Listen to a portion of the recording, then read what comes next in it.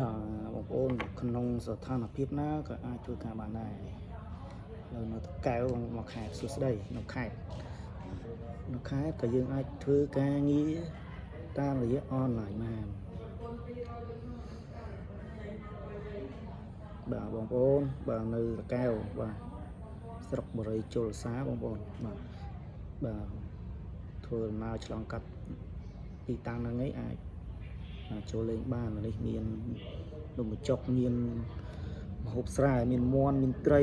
ណាច្រើនបងប្អូនធម្មជាតិខ្នោទៅបេះមកពីដើមគៀនហ្នឹងស្ដាំខ្នោក្រោយផ្ទះត្រជាក់ស្រួលមានខ្យល់មានអីត្រជាក់ធ្វើការស្រួលឃើញផ្ទះមានបៃតងមានអីហ្នឹងទៅវាស្រស់ស្រាយ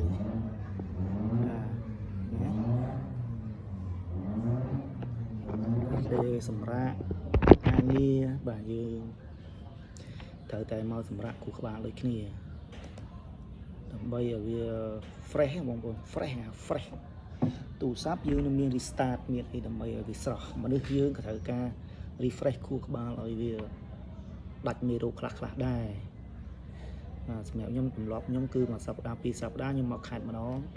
ដើម្បី refresh ចោលនៅរឿង